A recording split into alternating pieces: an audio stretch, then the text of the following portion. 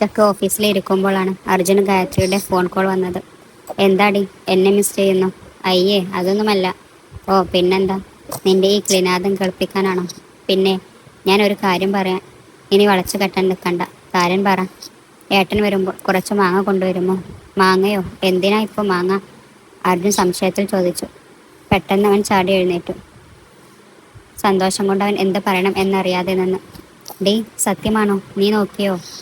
എന്ത് നോക്കിയെന്നാ നിങ്ങൾ ചോദിക്കുന്നേ? അമ്മ അച്ചാറിടാൻ വേണ്ടി കൊണ്ടുവരാൻ പറഞ്ഞതാ. വന്ന സന്തോഷം മുഴുവൻ എങ്ങോട്ടോ പോയി. അർജുൻ ദേഷ്യത്തിൽ ഫോൺ കട്ടാക്കി. ഗായത്രി അപ്പോൾ തന്നെ വീണ്ടും വിളിച്ചു.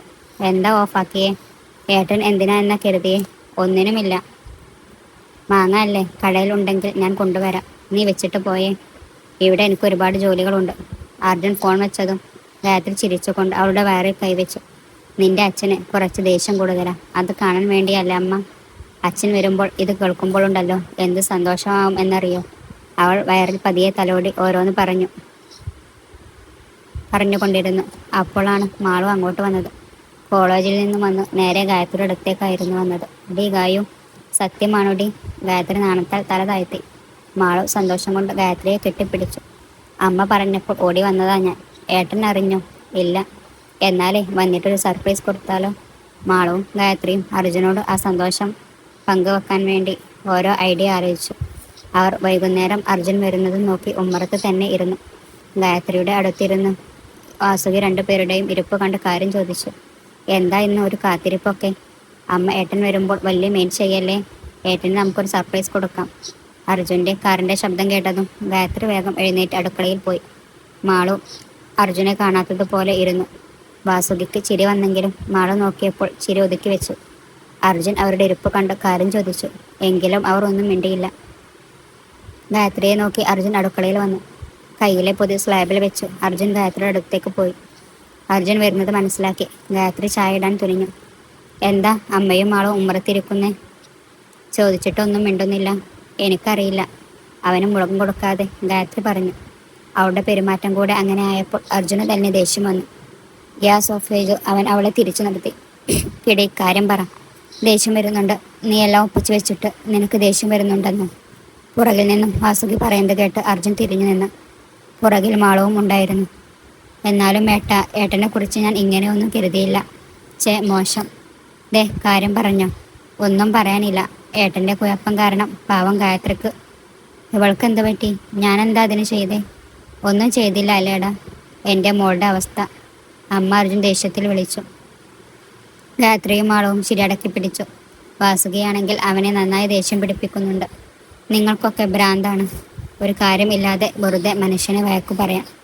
അർജുൻ ദേഷ്യത്തിൽ മുകളിൽ കയറിപ്പോകുന്നത് അവർ ചിരിയോടെ നോക്കി നിന്നു. അർജുൻ പോയതും ഗായത്രി അവന് ചായ കൊണ്ട് മുകളിൽ പോയി. അർജുൻ ഡ്രസ് പോലും മാറാതെ ബെഡിൽ കിടക്കുകയായിരുന്നു. ഗായത്രി വരുന്നത് കണ്ട് അർജുൻ ദേഷ്യത്തോടെ മുഖം വെട്ടിച്ചു. എന്നോട് പിണങ്ങിയോ? പോടി. കാര്യം പറയാതെ നീയും എന്നെ കുറ്റപ്പെടുത്തിയില്ലേ? പിന്നെ ഏട്ടൻ ചെയ്ത തെറ്റിന് ഏട്ടനെ അല്ലേ കുറ്റം പറയാ? ഡി പുല്ലേ, കാരണം നോക്കി ഒന്ന് തന്നാലുണ്ടല്ലോ. എന്ത് തെറ്റ് ചെയ്തു എന്ന് 1000 പ്രാവശ്യം ചോദിച്ചു.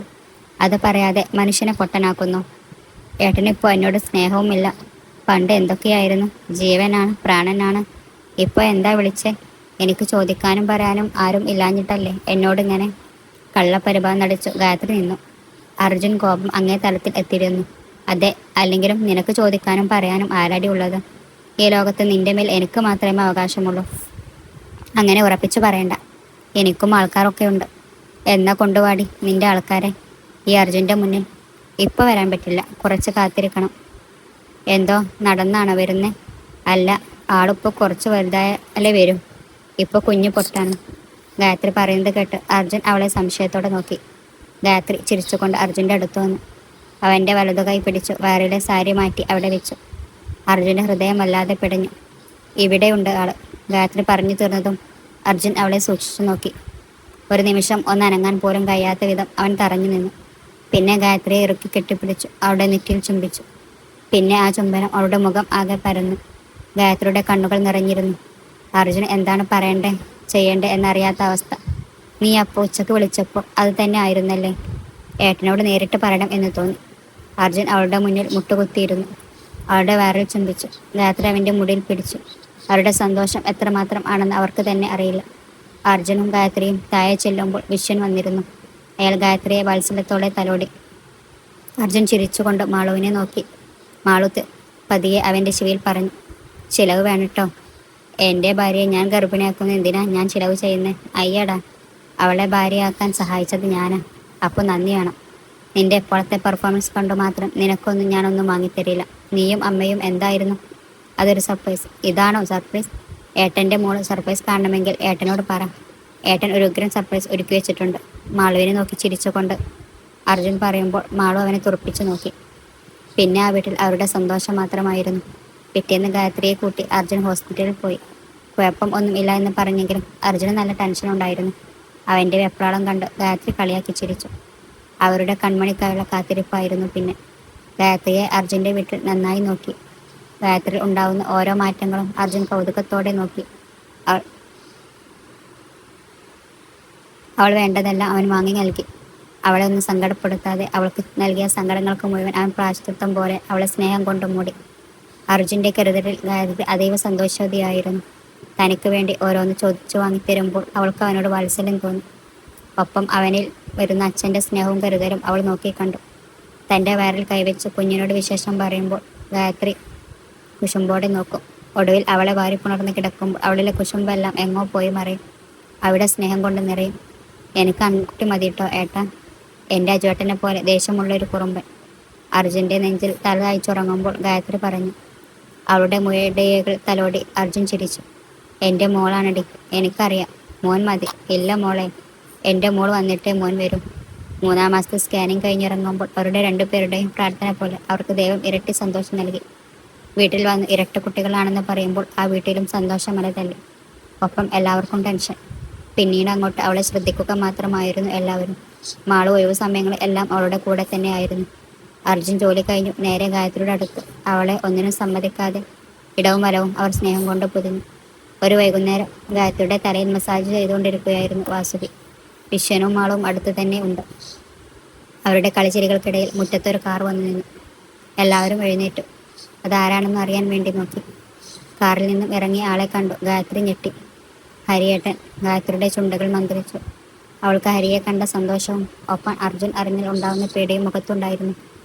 ഹരിയെ കണ്ട് വിശ്വൻ അവനെ അകത്തേക്ക് ക്ഷണിച്ചു. ഹരി ഗായത്രിയെ നോക്കി ചിരിച്ചു. ഗായത്രി ചിരിച്ചുകൊണ്ട് അവൻ്റെ അടുത്തേക്ക് പോയി. ഹരിയേട്ടാ, സുഖമല്ലേ നിനക്ക്? സുഖമാണ്. വാസുകി കൊടുത്ത ചായ കുടിച്ചുകൊണ്ട് ഹരി ഗായത്രിയെ നോക്കി.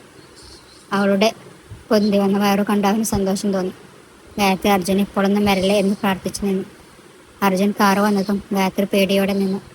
മുറ്റത്തുള്ള കാർ നോക്കി അർജുൻ അകത്ത് കയറിയതും സോഫയിലിരിക്കുന്ന ഹരിയെ കണ്ടു അവന് ദേഷ്യം വന്നു. കൈമുഷ്ടി ചുരുട്ടി അർജുൻ ഹരിയുടെ നേരെ പാഞ്ഞു. അർജുനെ കണ്ട് ഹരി എഴുന്നേറ്റു. ഗായത്രി പേടിയോടെ ഇനി എന്ത് സംഭവിക്കും എന്ന് നോക്കി. നിനക്ക് എൻ്റെ വീട്ടിൽ വരാൻ മാത്രം ധൈര്യം കിട്ടിയോടാ? എനിക്ക് വേണ്ടത് ഇവിടെ ഉള്ളപ്പോൾ പിന്നെ ഇനി എങ്ങോട്ട് വന്നല്ലേ പറ്റൂ? ഓ, നീ ഇവളെ കൊണ്ടുപോകാൻ വന്നതാണോ? അതെ, ഞാൻ കൊണ്ടുപോകണം എന്ന് കരുതി തന്നെയാ വന്നിരിക്കുന്നേ. ഞാൻ അവളെയും കൊണ്ടേ പോകും.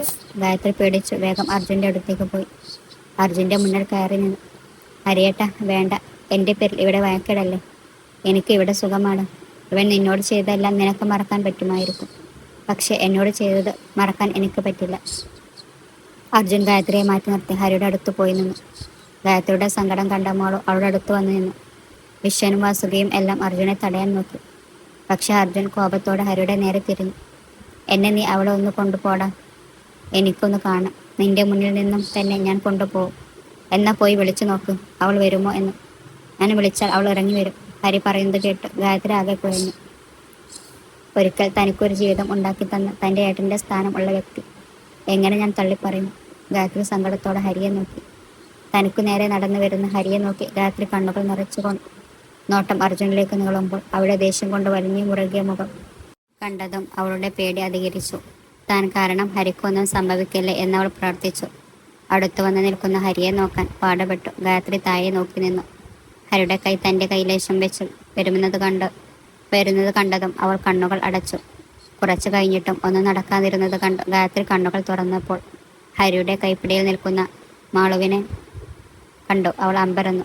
വിശ്വനും വാസുകയും ഒരുപോലെ അന്താളിച്ചു. എന്നാൽ അവരാരും കാണാതെ അർജുൻ ചുണ്ടിൽ ഒളിപ്പിച്ചു വെച്ചിരുന്നു ഒരു പുഞ്ചിരി.